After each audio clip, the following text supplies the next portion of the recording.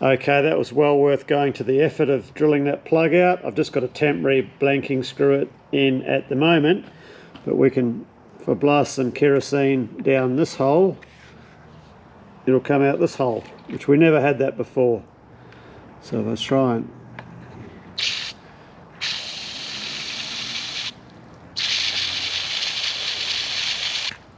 so that's a good result. Our oil ways are nice and clear.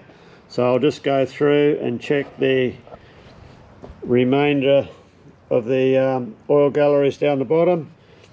I'll finish cleaning this casting up and bring you back when we go to refit and do our oil lines and then our electrical wiring. I've also gone in with a small chisel and increased the length of these slots here, the one here and also the one here. This will keep the oil ways linked better to the upper half of the cross slide, so when we're pumping the oil through here, it will actually fill up the oil grooves that are in the upper cross slide and keep them charged. So we have our foo-barred copper lube lines all replaced now, so try to get them as neat as I can.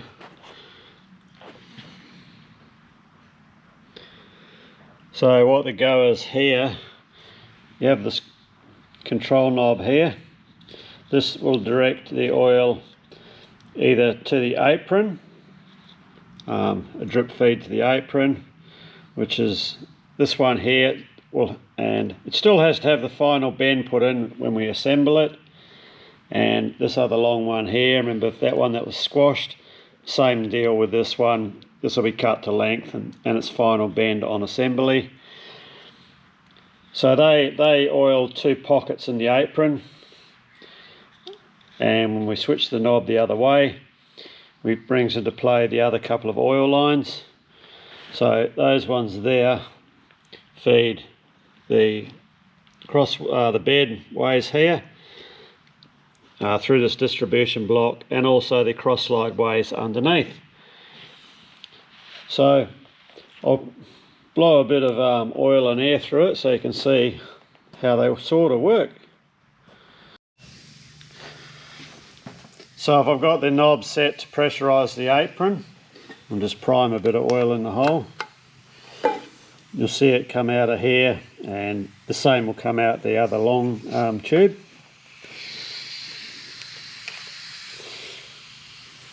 Just here we should get oil out. And we do. So if I set it, I'll move you back, the knob round the other way, then we'll have oil coming out of here, and also the one over here. I'll just reprime the oil. I think I just squirted my new camera with oil just then.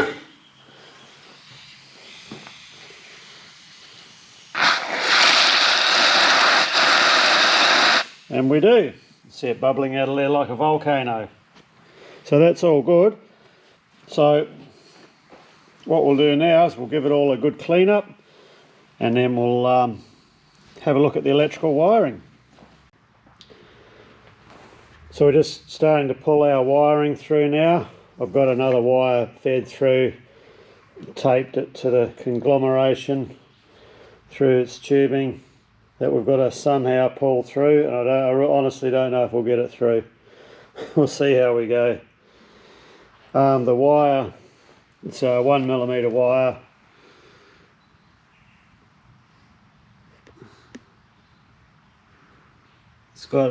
It is the right wire for 3-phase. So I'll put you in the stand, we'll have another laugh. But yeah, we'll see how we go.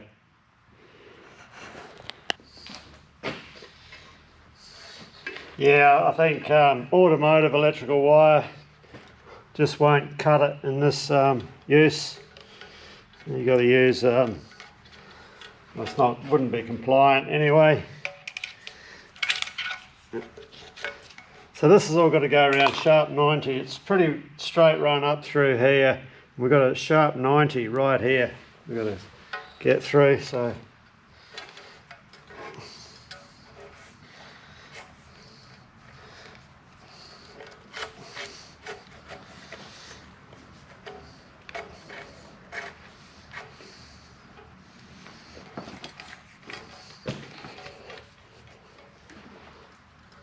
I mean, they could have made the holes a fair bit bigger, honestly. Bring this back a bit. Okay.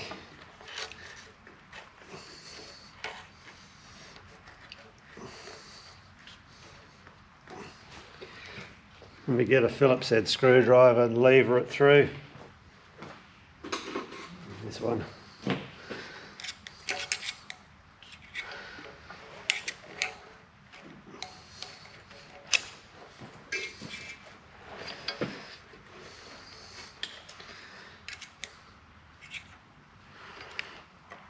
Well, this is going to be a mission, so once I've got it a bit further through, we'll bring you back. There's just no easy way to do this. Not that I'm aware of, anyway. Like, it goes through this little hole here. Yeah, straight through underneath another little hole here. Then we got this sharp 90 to deal with just here, and this. Yeah, they should have made that a bit bigger, would have been nice. And then out here. So, yeah, honestly, this is one task I've never had to do before, so yeah, I'll soldier on. It's coming, mind you, so it's Christmas.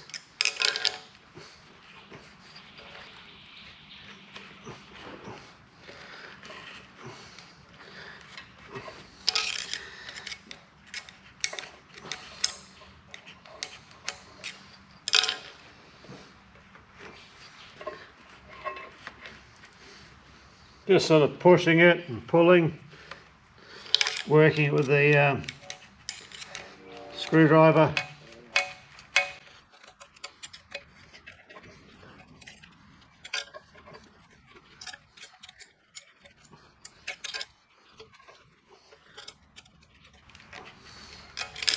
I'll say we're there.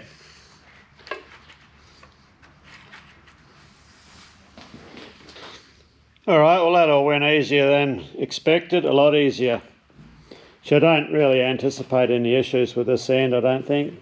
Should be all plain sailing. So I think there's nothing stopping us now putting this back onto the main casting, the bed casting. So we'll get it slung up in our gantry and we'll remount it.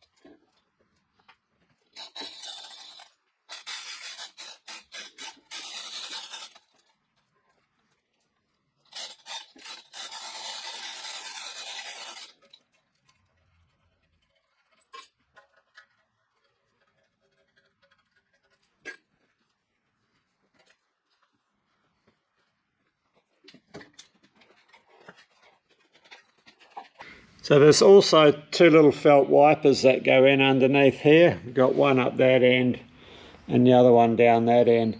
So that's actually what stops the oil when it comes out of the main port here, it keeps it contained in this top groove and doesn't let it escape out the back. If you remember how the way wipers were so knackered out there, I thought, oh yeah, it'll just let all the oil out, but it actually has these felt wipers in there, so they maintain the oil flow, oil pressure in this groove.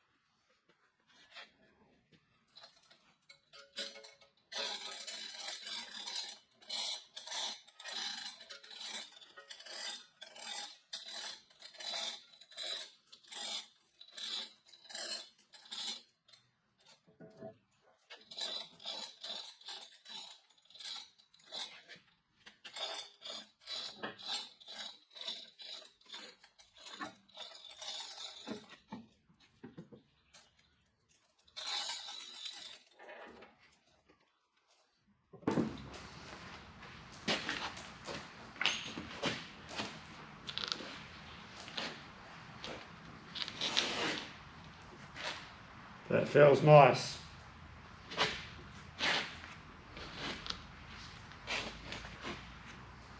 Okay. It's always good to get big lumps back into position on your machine when you're putting them together. One thing we learnt very quickly at work when you're putting the machine together, never put an engine and a transmission in a big machine in the same day. Otherwise, for the preceding 3 or 4 days while you're connecting everything up, the bosses just think you're bludging. So what you do is you save your big components and you put them in just before the end of the day. And they think you're a legend. It looks to them like you've got a lot done. So, you know, when you've done a section of a job you thought was going to be an absolute nightmare and it went really easy, sometimes you should start thinking, I've missed something. Well, our wiring here is coming out this hole. It's supposed to be coming out this hole. So we missed a 90-degree turn here to let the wires come out the rear. So we have to pull this back off, flip it back over, pull the wires back out again and start again feeding them in first through this hole. So, oh well, I guess it happens. So next time you'll see this coming out here. Bloody drongo. Okay, so we've rectified our little wiring blue. So we're no longer coming out the wrong hole. Now we're coming out the right hole. It wasn't a bigger deal as what I first thought when I seen it. I was able to pull the wire back through from underneath and then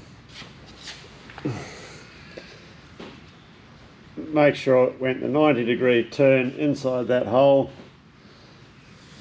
so it comes out this hole. Don't get your holes mixed up.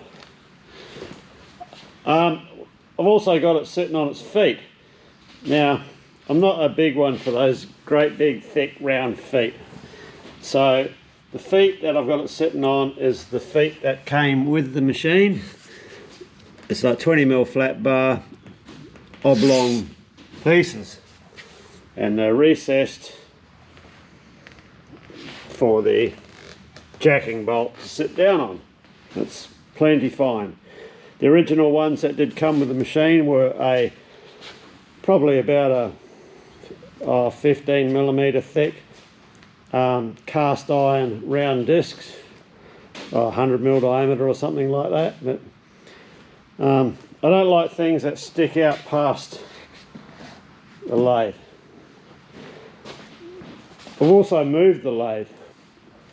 It's very close to its rightful position where it's going to go. It's probably got to come this way, maybe another 12 inches. So there's quite a gap here. What I want a 1 metre gap between the lathe and a bench. There'll be a bench running along this wall here to about here, and then the little 10k south bend will go here, and then from there to that column across here. We're gonna, so it's not a wasted wall, I'm gonna put I've got some shelving units I have to sort out and put up there. So very rarely you're going to get anything hanging out the end. You've got to take the tailstock off, and it's probably not going to happen to me. If it does, I can use the other bigger lathe over there. What I do have to be clear is a clear path through the spindle as far as I can get. That's an area you don't want to obstruct. So this lathe here is only here because it's sitting there. It's not its final position, so that's yet to be determined. Alright, so that's where we're at. And I've just used my little carpenter's level just to get it approximately level. When it is in its final location, I'll put a proper precision machine level on it so we can get it all properly leveled. But yeah, I just wanted to get it in a reasonable state of level, as this machine's, I've had it sitting for a couple of years in a completely unleveled state. So we're just going to let it sit and rest and do its thing till I get round to putting it in its proper position. So that's why the builder's level's there. What we have here is the pads that go underneath the levelling screws for the lathe. So I'm lucky enough when I got this machine to have the original toolbox with a lot of the accessories that come with the machine. So these are the ones, the factory ones for the machine. They're just a cast iron disc with a recess machine to take the levelling screw, the jacking screw. So these jacking screws have a very nice machined flat on the base of them.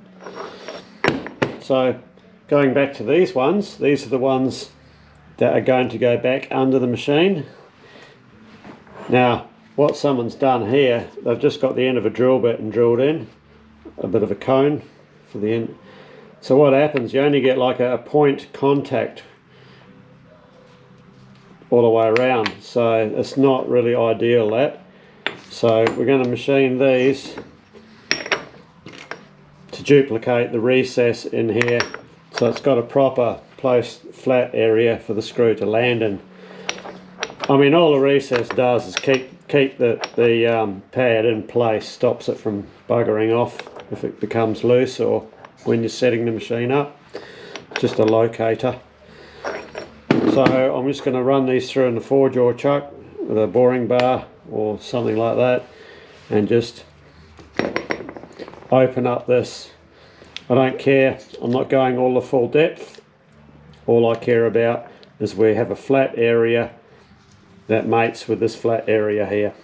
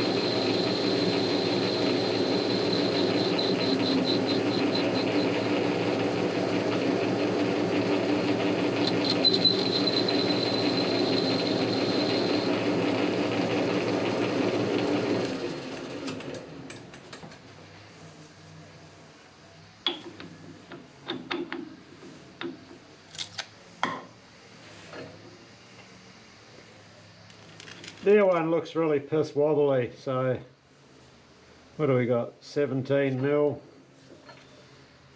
17 mil, 30 mil, 30 mil. My one's right, their one's a bit off centre, but that'll do for what it does. Like I say, it's just for the levelling screw to come down onto. So I'll knock the rest of these off camera.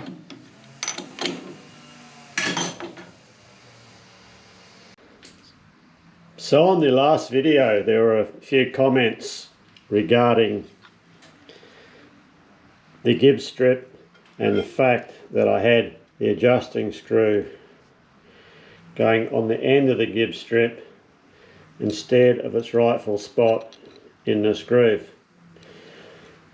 The reason for that is due to there's two factors. There's wear on the gib strip.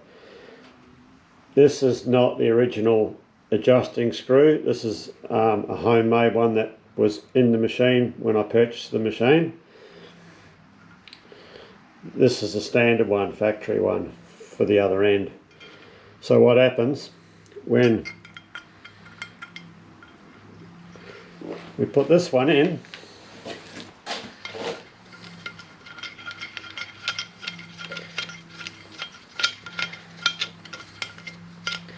now I'm going to completely bottom this one out. This is a situation we were in when we were playing around with it.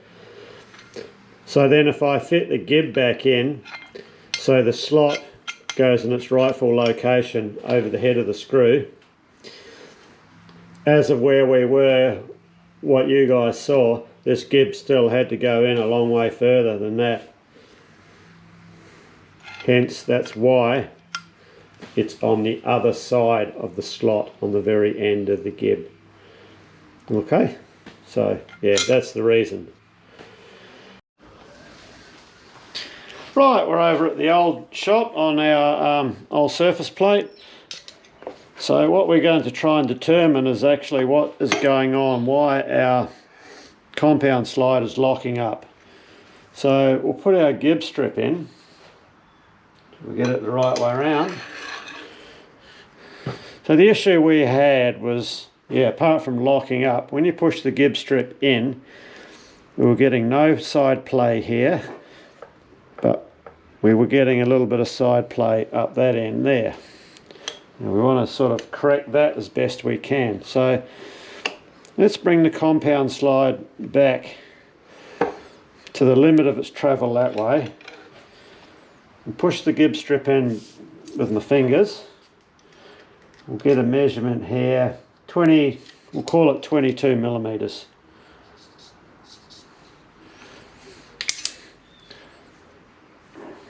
And then we'll go the other way to the extent of its travel, which would be about there. Push it back in.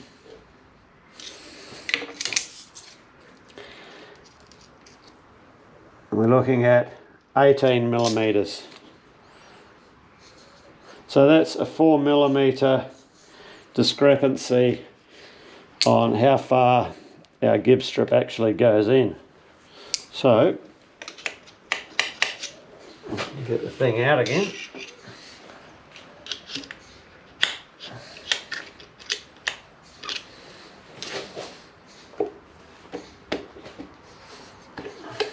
There we go. And yeah, that was the issue we had. She was getting jammed. Mind you, without the adjusters in to lock it in place, they can jam as it sort of wedges in. So 4 millimeters discrepancy we've got, so we've got to get that out of it. It's certainly no good like that. So I think what we'll do is we'll get some dowel pins and some measuring gear set up. We'll get some measurements across the outside of our dovetail ways on here, and the same with the upper section. So let's get some measuring gear set up.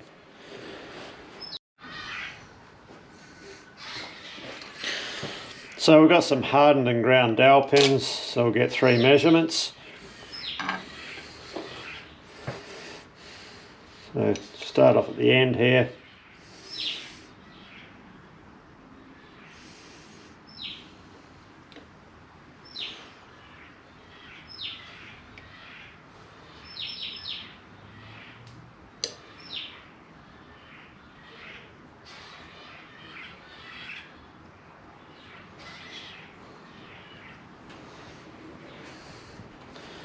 .9085.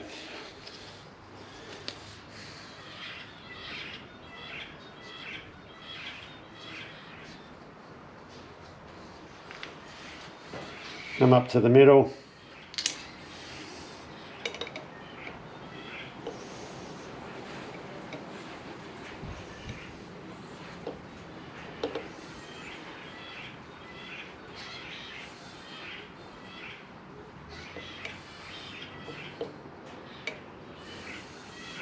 .908.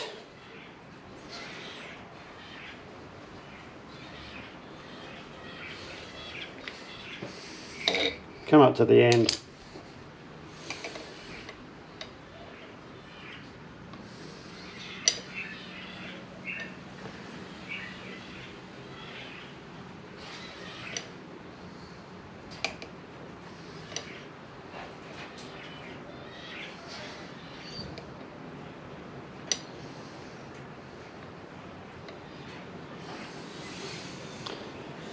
.9078.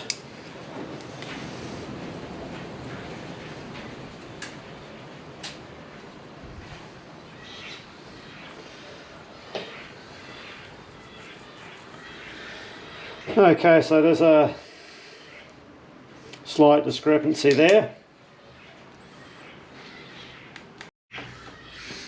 So yes, I do cheat. I don't always do it in my head. 7/10 of a thou. So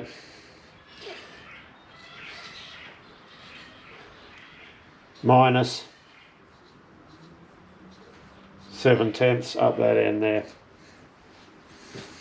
So this end is actually the working end. This end takes all the loading and forces, more so than this end here, as the tool post is up this end of the slide. Okay, let's get some measurements of the other part. So we need to pick up an internal measurement. So we're using the same ground pins. What we have to actually do, because this side of the dovetail is machined on a large taper for the wedging action, as is the gib. We set our gib in place. Now I need to just put a spacer in here. Should be spacer block there, and I'm going to use an adjustable parallel to hold it all in position.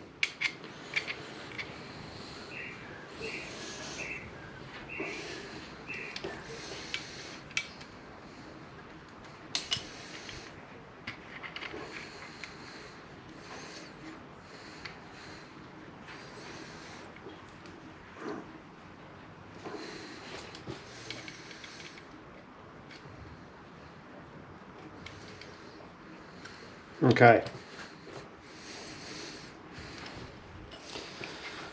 So if we set our other set of dowels in, we use our slip gauges to get a measurement in here. So I've already got a set made up here. This is 1.823.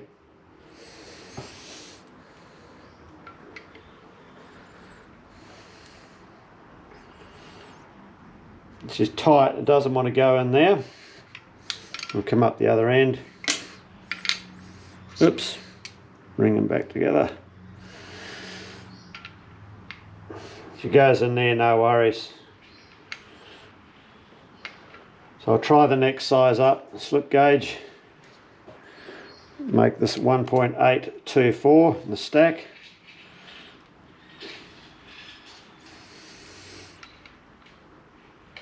And that doesn't want to go in there either.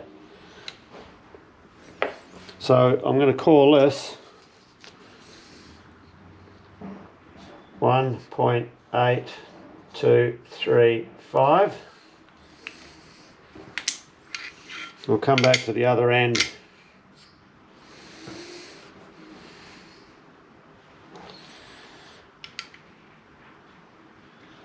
So we've got to go smaller, back to 1.823.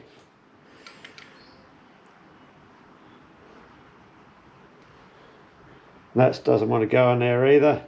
So we'll come down a size, 1.822.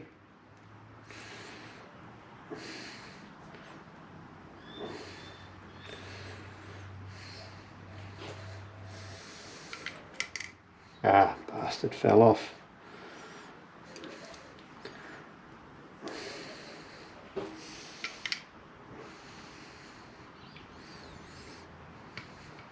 And that will go. So we have 1.822. So we have minus 1.5 thou.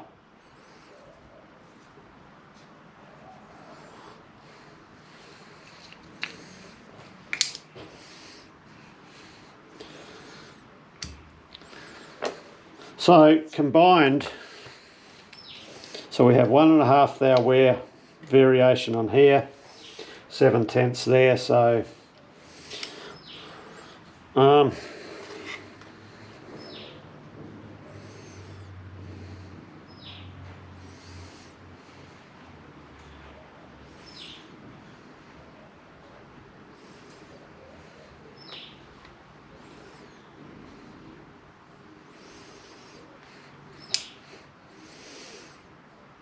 two and 2/10 of a thou variation.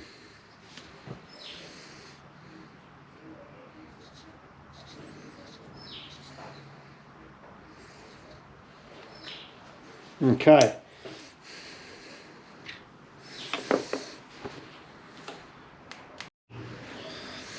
So we'll set these together and we'll see if our large side on here matches our small side on here, which I think they will do. Get rid of this.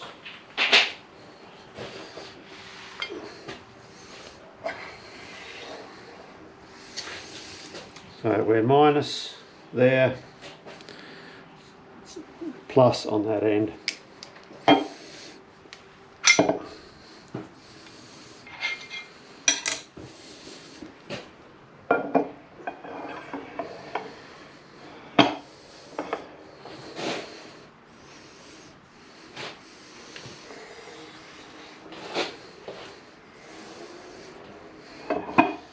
So this is how it sits in the machine.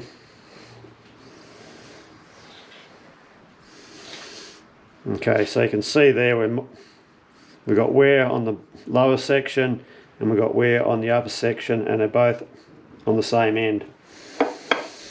So that combined measurement will add to our issues of our angles being slightly out due to the wear.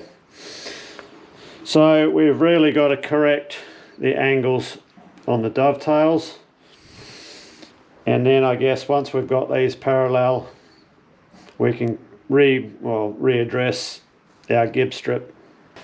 So there's another check to see how we'll check the parallelism between this inner dovetail angle, and this is the inside face of the compound. Now this face can get used as a reference surface sometimes. So if you're setting up angles, it can be used. So we'll swing it round so I can read the mic. So if we can get a idea what's going on here.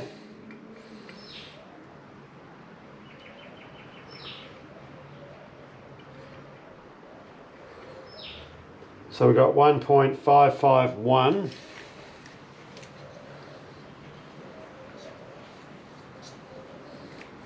We'll come down the other end.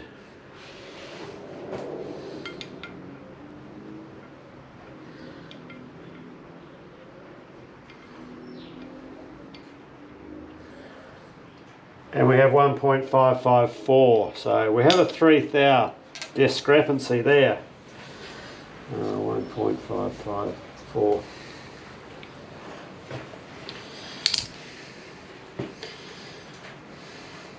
It's like there's more wear up this end than down this end. Okay. What we're going to have to find is something to go off that is a reliable reference surface. So one place that we do have is the inner dovetail on the other side, which is what the gib backs up to.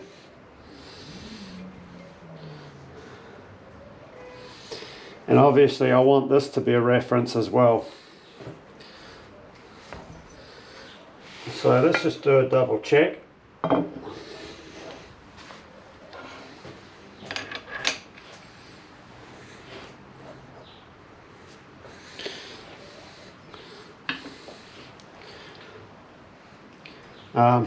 We'll check to see if the whole thing is parallel first.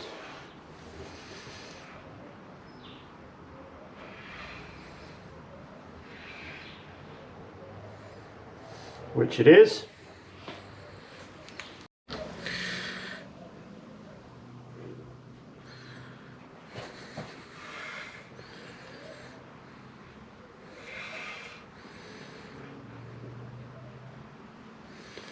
So yeah, so both sides are dead parallel. So we'll redo that measurement across the width that we did with the micrometer and just see what comes up here.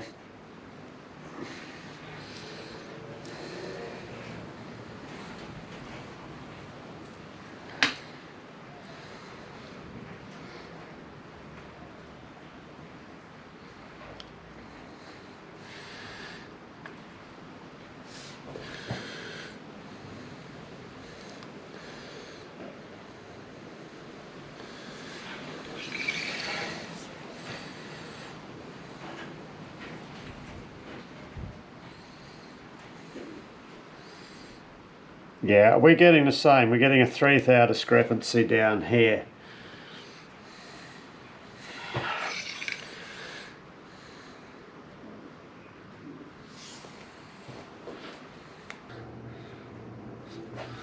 So we're on 0 there. So we'll come up the other end. Bring you guys along for the ride.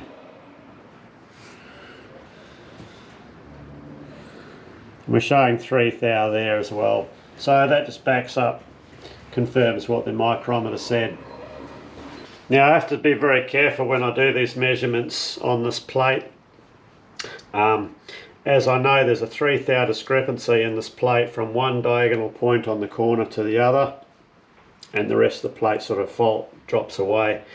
So it's, for the average run-of-the-mill checks for general machining, this is still fine. When you get to high-end stuff, it's not. The times in reality, not YouTube world, but in real life machining, this will be perfectly adequate. So I don't know, maybe one day I might give it a bit of attention and scrape it in first, but I would not even attempt that until after I've done a course. I am planning on doing a scraping course towards the latter half of next year. Unfortunately, the only course is in Queensland, which is opposite side of the country, so we'll try and make that happen. Alright, so what else can we check? So we have this other reference surface here which runs on an angle because of the way the gib works. Now that is a good surface, as it is not a wearing surface, and we know our sides are parallel. So we could put our gib in there. We'll take a measurement back here.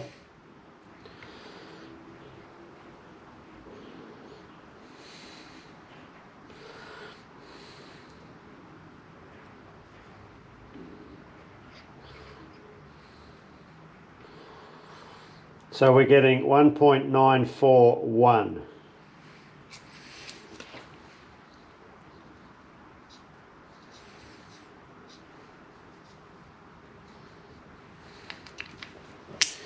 We'll hit up the other end.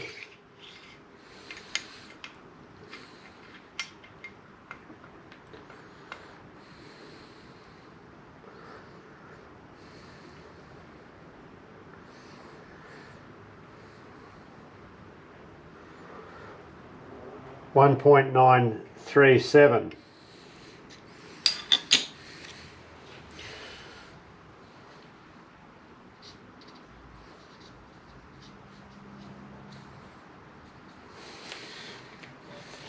There's a 4th hour discrepancy there.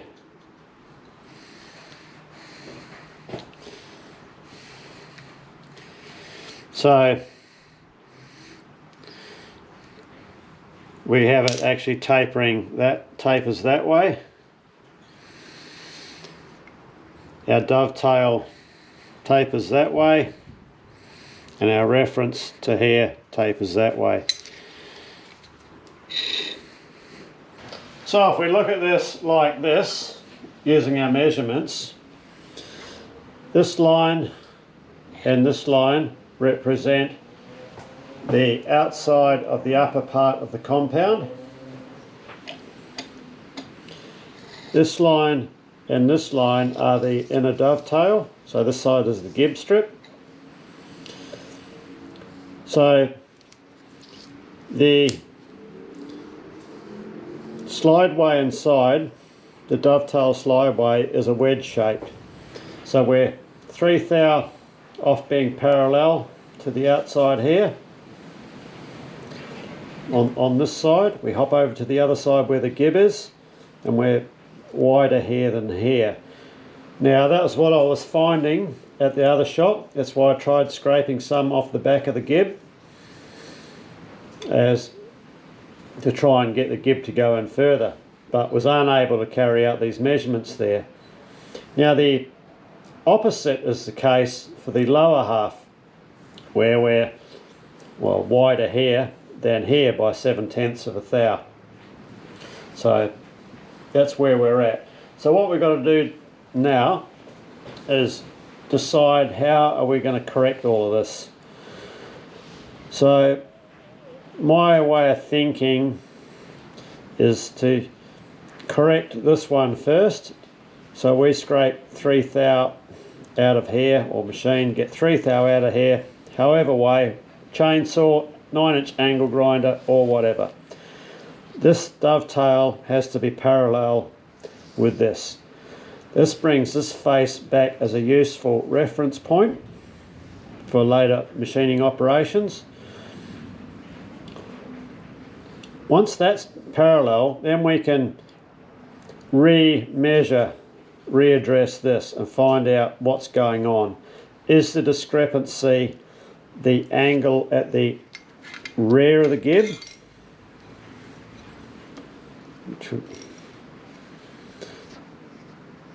Or is it the wear face of the gib that's giving us that wedge shape?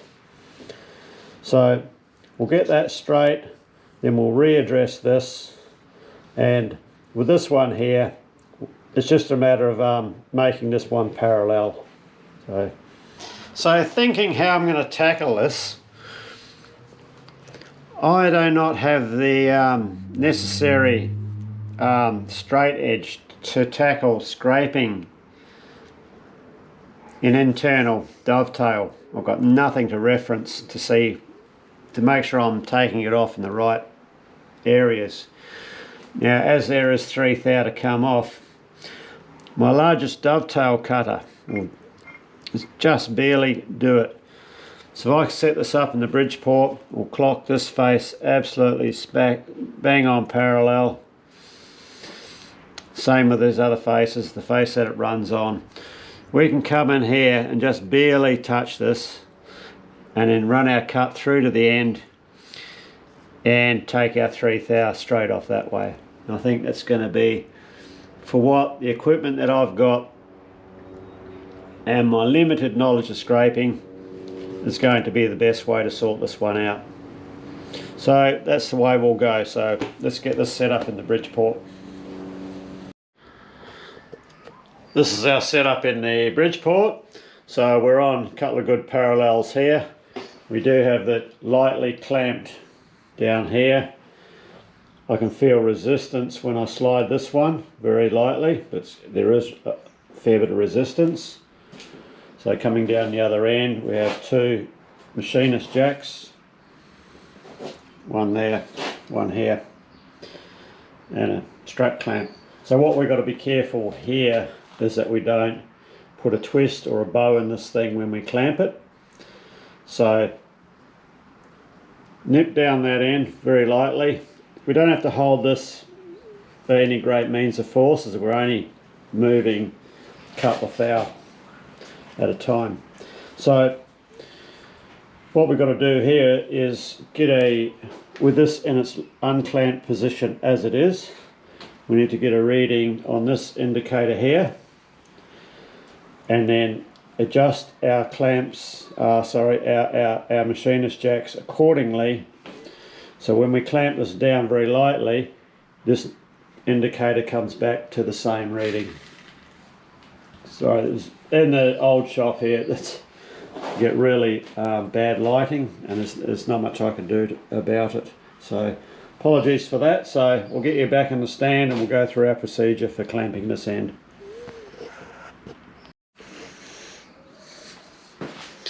So just with this indicator here, sweeping both corners, we've got the indicator set on 0, and I have this clamp loose. So we're a 0 on that one, and we're a couple of tenths. Oh, we're pretty close to 0 on that one as well. So if we nip this clamp down, okay, we're pulling it, we're stressing the part, not quite 1.5 thou. So we'll back that off. We'll come up on these jacks.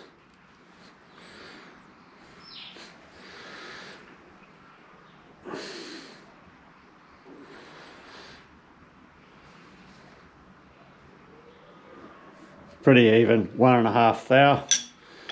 We'll re-clamp.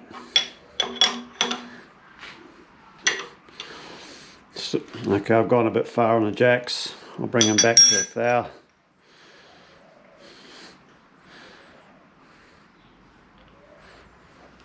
I'm just feeling the jacks to make sure the resistance feels the same. Re-clamp. Still a little bit high. I only want to lightly nip this end, so we'll just come down a little bit.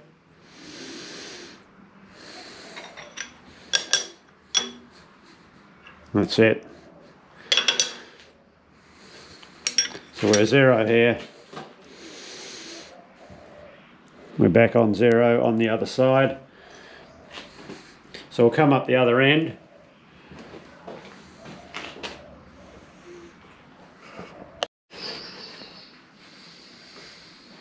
So clocking off the other end, we're -5 thou there.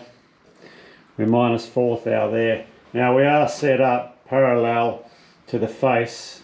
There's a scrape face underneath there where the tool post sits on, so that's quite important to me to get that right. So the gib strip side is this side. We've got 4 thou wear, the non-gib strip side. This is the spindle side of the machine, so I guess that cops more. 5 thou there. Okay, so what we can do now, we'll run the indicator back along.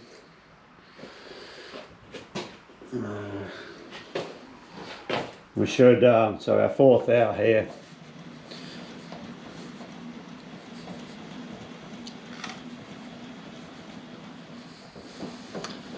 Actually, I only want to go halfway because I don't want to have any influence due to the table sag. Yeah, we're back on our 0. Whoops. Back on our 0 up this end. If I traverse the table too far, I'll run the risk of influencing my readings with table droop. So that's another thing you've got to be careful of. Table droop is if you've got wear where your knee meets the column, as the weight of the table takes over that way, you can get a bit of droppage that way. And also your Bridgeport tables, generally one that's been around for a long time, your table won't be flat, it'll have a bow in it. This one has, I think it's got a 3-thou bow from one end to the other. So you've got that to contend with, and you've also got to contend with the wear underneath the table, and as the table shifts along, it'll drop down. It can drop a bit off there too, so you just got to be, I try and do, if I'm trying to do something to the closest tolerances I can on a milling machine of this style, I try and keep my movements as small as possible when I'm, doing this sort of setup. So that's where we are. What I can do now, we'll try and get the indicator set up and get a confirmation of our earlier measurements. We were measuring plus 3 thou on this end compared to the other end in wear. Now, we were using the inner face of the dovetail plus this clearance face, which is rough machined underneath. Now, this face underneath could influence our reading, so we'll get the indicator set up and we want to confirm our 3 thou wear by only measuring this face here now without a dowel pin. So I'll put the indicator on that and we'll get our confirmation.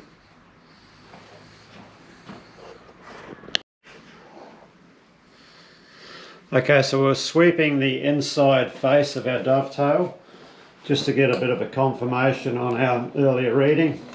So we started off at this end on 0, because what we don't know, we're unsure on this inner clearance surface how accurate it actually references this dovetail surface. So we're coming up to 4 thou, plus 4 thou from this end to the other end, and it sort of correlates to our dovetail reading. We actually measured it 3 thou up this end, so I think we're in a pretty good place now, and we are set up dead parallel on the outside. So I think we can put a cutter in now and we'll take a cleaning cut on this inner dovetail here, and I'm very tempted to take a very light cleanup cut on these sliding surfaces here. And of course, if we do this, we're going to have to do the mating part. So while we got it set up, I think it would be silly not to. Let's get a cutter set up.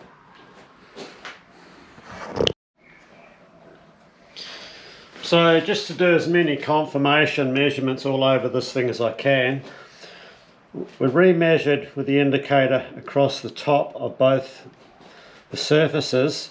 So across this end, we've got our indicator set on 0 at all 4 points. So on the sliding part, we've got a 0 here, and we minus 4.5 thou there. On its opposite one, we're 0, we come to minus 6 thou. On these clearance ways, which would have affected our dowel pin reading, as our dowel pin, if the height of the dowel pin varies, it's going to influence the reading due to the angle of the dovetail. So we're on 0, we're minus 4 thou. So we have a 2 thou discrepancy between this surface and this surface, and its opposite side is minus 7 thou from 0 here. So and we're minus 4.5 thou there. So there's 2.5 thou discrepancy. Now, if I have my indicator and sweep which is the top side of the compound slide, I can run this along and get, absolutely no deviation there.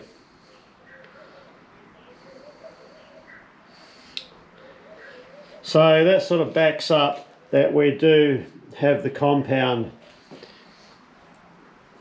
in a reasonable plane. So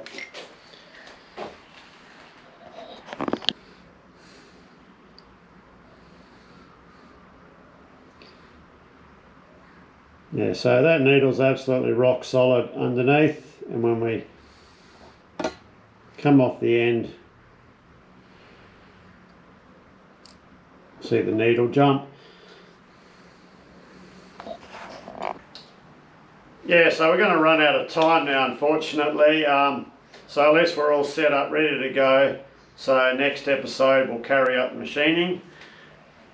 And we've got a couple of episodes just on machining. Remember, we still have the stud gear shaft to take care of, and we have to make a new gear and shaft for the apron drive. So we've got some gear cutting coming up and some other bits and pieces. So anyway, thanks for watching. Yeah, it's quite a laborious series. I didn't want to skip over it. I wanted to go quite in depth on this lathe overhaul, as we do have the other big lathe to do, but when I do that one, it's going to be broken down predominantly just on the machining aspects of it, not so much the disassembly and assembly. So this one you're going to get it all, but yeah, the following one it's just going to be the machining. So anyway, thanks for watching, cheers, and hopefully you'll be sticking around for the rest of the series.